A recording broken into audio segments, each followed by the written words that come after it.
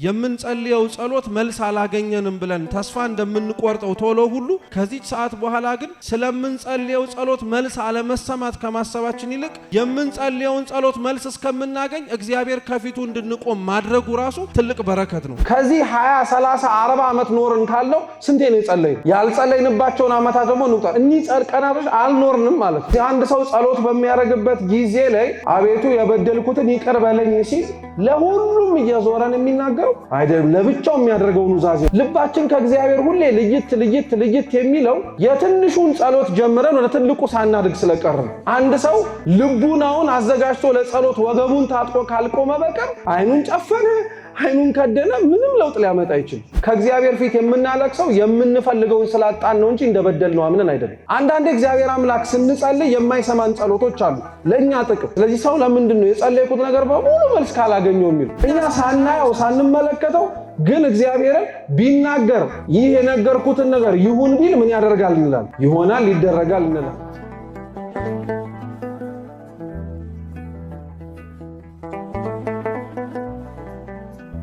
አንድ ሰው ጸሎት በሚጸልይበት ወቅት ላይ በእግዚአብሔር ዘንድ ያለው ድፍረት ወይንም ደግሞ በእግዚአብሔር ፊት ቆሞ መገኘቱ በጣም ትልቅ ጸጋ ነው፣ ትልቅ ሀብትም ጭምር ነው። ሰው በሚጸልይበት ጊዜ ላይ ብዙ ጊዜ ላይ ልመናው ላይ የሚያቀርበው ምስጋና ላይ ካልሆነም ደግሞ በሌሎች ነገሮች ተጠምዶ ሐሳቡ ይያዝበታል እንጂ ከእግዚአብሔር ፊት መቆምን የመሰለ ትልቅ ሀብትና ረድኤት የለም። ምክንያቱም ሰው ከእግዚአብሔር ፊት ሲቆም መቆሙ ብቻ የባለሟልነት ማሳያ ነው። ነገስታት ፊት የሚቆሙ ከፊት ለፊታቸው፣ ባለስልጣኖች ፊት ከፊት ለፊታቸው የሚቆሙ ሰዎች በእነሱ ዘንድ ተደማጭነት ያላቸው፣ በእነሱ ዘንድ መናገር እንኳን የሚፈቀድላቸው ሰዎች ናቸው። ካልሆኑ ግን መልእክቶቻቸውን ውጭ ካሉ ሰዎች አድርሰው እነሱ መልሱን ይጠብቃሉ። እየሰማችሁ ነው? ጸሎት የሚያደርግ ሰው ግን ቅዱስ ዮሐንስ ወንጌላዊ ሲናገር እንደሰማችሁት በእርሱ ዘንድ ያለን ድፍረት ይህ ነው አለ። በእግዚአብሔር ፊት መቆም፣ በእግዚአብሔር ፊት ለልመና መገኘት እኛ የምናደርገው ብቻ ሳይሆን የሰማይ መላእክትም ጭምር የሚፈጽሙት ናቸው። አብዛኛው ሰው የሚጸልየውን ጸሎት ልመና አለማግኘቱ እግዚአብሔር ያንን ልመናውን እንዳልሰማው ቆጥሮ አስቦ ወስኖ ይሄዳል እንጂ ከእግዚአብሔር ፊት መቆሙ ራሱ የጸሎቱ መልስ ይሆናል እኮ በመሰረቱ። ከእግዚአብሔር ፊት ቆሞ የዛች ሰዓት ላይ መታየቱ የጸሎቱ መልስ ነው። ምክንያቱም ማንኛውም ሰው እግዚአብሔርን ሲለምነው ሲማጸነው የሚሻውንና የለመነውን ነገር እስኪሰጠው ድረስ ሁሌም ከፊት ለፊቱ ይቆማል አይደል? ያ ከፊት ለፊቱ የሚቆመው ሰው ምንም እንኳን የጸለይኩትን ነገር አላገኘውም ብሎ በእግዚአብሔር ላይ ቢናገር አንድ እግዚአብሔር ግን ያ የሚጸልየው ሰው ትኩረት ቢያደርግ ነው የሰጠው ትልቅ በረከት ከሱ ፊት መቆም። ከሱ ፊት አቁሞታል። ሲናገርም ጭምር ደግሞ ጆሮውን አዙሮ እንዳትጸልይብኝ እንዳትናገርብኝ አላለም። ስለዚህ ክርስቲያኖች አደራ የምንጸልየው ጸሎት መልስ አላገኘንም ብለን ተስፋ እንደምንቆርጠው ቶሎ ሁሉ ከዚህ ሰዓት በኋላ ግን ስለምንጸልየው ጸሎት መልስ አለመሰማት ከማሰባችን ይልቅ የምንጸልየውን ጸሎት መልስ እስከምናገኝ እግዚአብሔር ከፊቱ እንድንቆም ማድረጉ ራሱ ትልቅ በረከት ነው። አንድ ጸላይ ጸሎቱ የሚለካበት የመጀመሪያው ነገር ወይም ሊኖረው የሚገባው ቅርጽ እምነት ነው። ስናገር ማን ይሰማኛል ብሎ ባላየውም ማን ያየኛል ብሎ እግዚአብሔር ባልዳሰሰው እኔ ማን ይዳሰሰኛል ብሎ። ስለዚህ ይህ የመጀመሪያው ጸሎት ሊኖረው የሚገባው ነገር ነው። እንደዚሁ የመሰለ ጸሎት በመጽሐፍ ቅዱስ ላይ የማቴዎስ ወንጌል ምዕራፍ 8 ላይ እናገኛለን። የማቴዎስ ወንጌል ምዕራፍ 8 ከቁጥር 8 ላይ ጌታችንና መድኃኒታችን ኢየሱስ ክርስቶስ ያዳነው አንድ 100 አለቃ እንመለከታለን። ያ 100 አለቃ አምላካችንና መድኃኒታችን ኢየሱስ ክርስቶስ ልጁ እንደታመመበት በሰማበት ወቅት ላይ ልጁን እንዲያድንለት ወደ ቤቱ እንዲወስደው ነገሩ። ያ 100 አለቃ ደግሞ ለአምላካችን ምን ብሎ መለሰለት? ጌታ ሆይ አንተ ከቤቴ ጠፈር በታች ልትገባ አይገባኝም። እኔ መኮንን ነኝ፣ አለቃ ነኝ። የልቤን ፈቃድ እኔ ሳልሄድ አሽከሮቼን የሚያገለግሉኝን አገልጋዮችን ሂዱና አድርጉት ብላቸው ያደርጉታል። አንተም ቃል ተናገር ልጄ ይፈወሳል አለ። ጌታችን ኢየሱስ ክርስቶስም ተናገረው፣ እውነት እውነት እላችኋለሁ በእስራኤል ወገን እንደዚህ ያለ እምነት አይቼ አላውቅም፣ ልጅ ተፈውሶልሃል ሂድ አለው። ወደ ቤቱ ሲገባ ክርስቶስ ሳይመጣ ያቺ ልጅ ያለችበት ቤት ላይ ሳይገባ ትፈወሳለች ብሎ ትፈወስ ያለው ቃል ልጅቷን ፈውሷት እንመለከታለን። አሁን የዚህን ታሪክ የተነሳነበት ዋነኛው ጭብጡ ምንድነው? ይህ 100 አለቃ ክርስቶስን አይቶት ነው ቃል ተናገር ልጄ ምን ያረጋል ያለው። አሁን እኛ ሳናየው ደግሞ ምን ተናገር እንለዋል? የሐዲስ ኪዳን ምእመናን በተለይ ከክርስቶስ እርገት በኋላ ያሉት እምነታቸው ከ100 አለቃው በላይ ይበልጣል። 100 አለቃው አይቶት ነው ቃል ተናገር ልጄ ይፈወሳል ያለው። እኛ ሳናየው ሳንመለከተው ግን እግዚአብሔርን ቢናገር ይህ የነገርኩትን ነገር ይሁን ቢል ምን ያደርጋል እንላለን? ይሆናል ይደረጋል እንላለን። ስለዚህ እምነት ትልቅ ነገር ነው። በጸሎት ውስጥ መከታት አለበት የምንለው አንደኛ ነጥብ ነው። እኛም ጸሎት ስንጸልይ ተስፋ ያስፈልገን። ስለተናገርን ለምን በቅጽበት አልሆነልንም አንልም። ተስፋ ይፈልጋል ጸሎት። ሁለተኛው የዳነው በተስፋ ብቻ ሳይሆን የምንጠብቀውና የምንኖረው በተስፋ ነው። ከኛ መካከል እግዚአብሔር ቢፈቅድ ከሞትን በኋላ የት እንገባለን ብለን የምንኖር መቼም ሲኦል አይደለም አይደል? እግዚአብሔር ቢፈቅድ የት እንገባለን ብለን እስኪ መንግስተ ሰማያት በሉ። መንግስተ ሰማያት እንገባለን ብሎ መኖር ህልም ነው ወይስ ተስፋ ነው? ተስፋ ነው። እግዚአብሔርም ሰጥቶናል ይህንንም ተስፋም ጭምር። ጸሎት ብቻ ሳይሆን ግን ተስፋ የሚያስፈልገው ክርስቲያኖች ሃይማኖትም ጭምር። ሃይማኖት ቅዱስ ጳውሎስ የዕብራውያን መልእክቱ ላይ ሲናገር ምን ይላል? ተስፋ ለሚያደርጓት ጥይቅት ናት ይላል፣ የተረዳች ናት ይላል። ሰው በእምነቱ ውስጥ ሆኖ በሃይማኖት ትምህርት ላይ የተመላለሰ ዛሬ ተምሮት ያልገባው ነገር ቢኖር ተስፋ ቢያደርግ ይገለጥለታል። ነገ ይገባኛል ብሎ ቀጣይ ቀንም ቢመጣ ይገለጥለታል። ግልጽ ነው? ገብቷችኋል? ስለ ጸሎትም እንዲሁ ነው።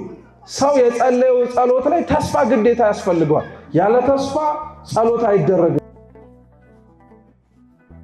ይህን ጸሎት ወይም አባታችን የሚለው ለምሳሌ በምንጸልይበት ጊዜ ላይ ለብቻችን የምንጸልየው ቢሆንም ማንም ሰው ለብቻው ሲጸልይ አባታችን ሆይን አባቴ ሆይ ብሎ አይጠራም አይደል? ለብቻው ሆኖ ሲጸልይ ምናችን ሆይ ነው የሚለው። ተሰብስቦም ሲጸልይ ምናችን ሆይ ነው የሚለው። ይሄ ፍቅርን ያሳያል። በመሰረቱ በአይነ ስጋ የምመለከታቸው ሌሎች ወንድሞቼ የሉም እንጂ አጠገቤ ለኔም ለመጸለይ አጠገቤ ለሌለውም ወንድሜ ምን ነው እያልን አባታችን ነው እያልን። አንድ ሰው ጸሎት ሲያደርግ ኑዛዜውን ቀጥታ ለእግዚአብሔር ሊናገር ይችላል። ወይም ለራሳችንና ለብቻችን የምናደርገው መናዘዝ አለ። ለምሳሌ ወንድሙ አቤልን በገደለው ጊዜ ላይ ቃየል ለብቻው አይደለ የተናዘዘው? ኃጢአት መበደሉን ያመነው ወንድሙን እንደገደለ ያመነው በሱ ነው። ስለዚህ አንድ ሰው ጸሎት በሚያደርግበት ጊዜ ላይ አቤቱ የበደልኩትን ይቅር በለኝ ሲል ለሁሉም እየዞረን የሚናገረው አይደለም፣ ለብቻው የሚያደርገው ኑዛዜ ነው። እግዚአብሔር እንደሚሰማው፣ እግዚአብሔር እንደሚያየው፣ እግዚአብሔር የሰራውን በደል እንደሚያውቅ አምኖ ለብቻ የሚደረግ ወይንም ደግሞ ለራሳችን ለብቻችን የምናደርገው ኑዛዜ አለ። አዳም በደልኩኝ እንዳለው ቃየልም ወንድሙን መግደሉን እንዳመነው ማለት ነው። ስለዚህ አንድ ሰው ጸሎት ሲጸልይ ክርስቲያኖች ቢያንስ ጸሎቱ ሃይማኖት እምነት ሊኖረው ያስፈልጋል፣ ተስፋ ሊኖረው ያስፈልጋል፣ ፍቅር ሊኖረው ያስፈልጋል፣ በመጨረሻም ደግሞ ኑዛዜ ያስፈልገዋል። አሁን ውጥንቅጥ የሆነው ዓለም ውስጥ ልባችን ከእግዚአብሔር ሁሌ ልይት የሚለው የትንሹን ጸሎት ጀምረን ወደ ትልቁ ሳናድግ ስለቀርን። ስለዚህ ከሰባቱ እንጀምራለን። እሱን በደንብ ጥሩ የሆነ ክርስቲያናዊ ሕይወት ሲኖረን ደግሞ ከፍ ብለን 12 ከፍ ብለን 24 እንገባለን። ይህ ሁሉ ግን ክርስቲያኖች አደራ በምክረ ካህን መታገዝ አለበት። በምን አልኳችሁ? የነፍስ አባቶቻችን የክርስቲያናዊ ሕይወት እንቅስቃሴዎቻችንን ማወቅ ስላለባቸው ማለት ነው። አሁን አንዳንድ ሰው ምን ችግር አለው አይኔን ጨፍኔ ብጸልይ ይላል። አይን ጨፍኖ ጸልዮ ያለ ስለ ጸሎት መርህ ያስተማረን መጽሐፍ ቅዱስ ላይ ከባለቤቱ ጀምሮ ማንም ስለሌለ። ክርስቲያን ማለት እሱ ክርስቶስ ያደረገውን የሚያደርግ አይደለም። ክርስቶስ አይኑን ጨፍኖ ካልጸለየ ለምንድን ነው እኛ አይናችንን ጨፍነን የምንጸልይ? አንድ ሰው ልቡናውን አዘጋጅቶ ለጸሎት ወገቡን ታጥቆ ካልቆመ በቀር አይኑን ጨፈነ አይኑን ከደነ ምንም ለውጥ ሊያመጣ አይችልም። ስለዚህ አይናችንን የምንጨፍነው ሐሳብ ለመሰብሰብ ነው የምንለው ሐሳብ መጽሐፍ ቅዱሳዊም ጭምር አይደለም። ሰው አይኑን ወደ ሰማይ አቅንቶ ነው መጸለይ ያለበት። ሰው ሲጸልይ ቢችል እንዲያለቅስ ይመከር። የንስሐ እንባ እግዚአብሔርን መበደሉን እያየ እግዚአብሔርን መበደሉን እያስታወሰ ብዙዎቻችን ስንጸልይ ከእግዚአብሔር ፊት የምናለቅሰው የምንፈልገውን ስላጣን ነው እንጂ እንደበደልነው አምነን አይደለም። ይህ ደግሞ መስተካከል አለበት። ለምንፈልገው ነገር እንባችንን እንደምናፈሰው ሁሉ እሱ አምላካችን መበደላችን እንባ ያስፈስሳል አያስፈስስም? ያስፈስሳል። ብንችል እያለቀስን ጸሎት ማድረግ አለብን ማለት ነው። አንዳንዴ እግዚአብሔር አምላክ ስንጸልይ የማይሰማን ጸሎቶች አሉ ለኛ ጥቅም። ይሄ በእኛ የታየ ብቻ አይደለም፣ መጽሐፍ ቅዱስ ላይ አለ። ስለዚህ ሰው ለምንድን ነው የጸለይኩት ነገር በሙሉ መልስ ካላገኘው የሚል ይህ መጽሐፍ ቅዱሳዊም ጭምር አይደለም ማለት ነው። ግን በርትተን ጠንክረን የምንጸልይ ከሆነ ግን እግዚአብሔር አምላክ ጸሎታችንን ሊሰማ ይችላል። የምንጸልየው ምን ብለን ነው ብለን የምንጠይቅ ከሆነ የምንጸልየው ጌታችን ባስተማረን መንገድ ትልቁ ጸሎት አባታችን ሆይ። ሌሎች ጸሎቶች የእግዚአብሔር መንፈስ ነቢያቱን፣ ጻድቃኑን፣ ቅዱሳኑን ነድቷቸው አናግሯቸው የጸለዩት ጸሎት ነው። ክርስቶስ ያንን ጸሎት ሲጸልየው ግን ማንም አናግሮት አይደለም። እሱ ምን ብለን እንጸልይ ብሎ ሲጠየቅ የተናገረው መልስ ነው። ለዚህ እግዚአብሔርን ምን ብዬ ብጸልይ ነው እንደው ጸሎቴን የምትሰማው ብላችሁ አታውቁ? መልሱ ምንድነው? አባታችን ሆይ። አባታችን ሆይ ብላችሁ ብትጸልዩ ሰማችኋለሁ ብሏል። እናንተ ግን ስትጸልዩ እንዲህ በሉ ስላለ አደራ ግን በዘመኑ እንዳለው እንዳንታለል። በጣም ብዙ ሰው ያልተገባ ተብሎ የማይታወቅ ለንግድ አመቺ እንዲሆንላቸው የሰዎችን የስስ ጎኖችን በማየት እንዲህ ሲሆን እንደምታረጉበት እንዲህ ሲሆን እንዲመጣበት የሚባለውን አደራ እንዳንታለል። ቤተክርስቲያን ሥርዓተ ጸሎቷ ተሰፍሮ ተቆጥሮ የተለካ የተቀመጠም ጭምር ነው። እንዲሁ ዝም ብለን አሁን ላይ ባሉ ሐሰተኛ የሆኑ ነገሮች እንዳንታለል። እየሰማችሁ ነው? አሁን ለጥያቄያችን ሁሉ መልስ በመዝሙረ ዳዊት በውዳሴ ማርያም እናገኛለን። የበረታ የጠነከረ ግን ካለ ውዳሴ አምላኩንም ውዳሴ መስቀሉንም ገድላቱንም ድርሳናቱንም መጨመር ይችላል። ምንም ችግር የለውም። የጸሎት መጨመር ክፋት የለውም። አንዳንዱ ግን እዚሁ አርገን መለስ ያለብን ብዙ ጸሎት ስጸልይ ብዙ ፈተና ይመጣብኛል የሚል ሰው ገጥሟቸው ያውቃል? ምንም ሳልጸልይ ስወጣ አገር ሰላም ነው፣ ጸልዬ ስወጣ ግን ሁሉም ነገር ግልብጥብጡ ይወጣል ይላል። ግልብጥብጡ በቃ ነገር አለሙ ምን አለ ባልጸለይኩኝ ይላል። አንዳንዴ አባታችን ነው ብሎ ሲወጣ ሁሉም ይቀነዋል። እስኪ እንደው ትላንት አባታችን ነው ብዬ እንዲህ ከሆነ እስኪ ዛሬ ደግሞ ዳዊት ልጨምርበት ሲል ድብልቅልቁ ይወጣል። ስለዚህ ዳዊት መጥፎ ነው ማለት ነው። ስለዚህ ይሄ ጸሎት አይጸለይም ያመሰቃቀላል ማለት ነው ይላል። አትሞኙ። ሰይጣን እኮ ነው እንደዚህ የሚፈትን። ሰይጣን እኮ ነው ሳንጸልይ ስንወጣ ሁሉንም ሰላም የሚያደርገው። ሳትጸልዩ ስትወጡ እንዲህ ሰላም መሆኑን ስታውቁት ጸሎት ምን እንድታረጉ እንድታቆሙ። ጸልያችሁ ስትወጡ ደግሞ ሁሉንም ቀጋ የሚያደርገው ሁሉንም እንደሾ የሚዋጋ እንዳንበሳ የሚናከስ ያደርገው ደግሞ አይ እግዚአብሔርም እኮ ቢሆን ቢቻላችሁ በሰላም ኑሩን ያለው በሰላም ለመኖር ማቆም ነው ያለብኝ ብሎ ደግሞ ያቆማል። እንዳንታለ ምንም አይነት ሺህ መከራ ቢኖር በዚች ምድር ላይ ስንኖር ጸሎት ይቆማል አይቆምም? አይቆምም። ሰው ሳይተነፍስ መኖር ይችላል አይችልም? ሳይጸልይስ ከልባችሁ ነው? ሳትጸልዩ የኖራችሁበት ጊዜ የለ እና ታዲያ ስለዚህ ሳትጸልዩ የኖራችሁባቸው ጊዜያቶች ያልኖራችሁባቸው ቀናቶች ናቸው ማለት ነው። ስለዚህ ራሳችንን እንጠይቀው እስቲ ከዚህ 20 30 40 ዓመት ኖርን ካለው ስንቴ ነው የጸለይነው? ያልጸለይንባቸውን ዓመታት ደግሞ እንቁጠር። እኒህ ቀናቶች አልኖርንም ማለት ነው። እስትንፋሳችን ተቋርጦ ነበር ማለት ነው። እግዚአብሔር ግን ቀጥሎት ያኖረን እስትንፋሳችን የሆነ ጸሎትን እንድንጸልይ ለማስቻል ነው ማለት ነው።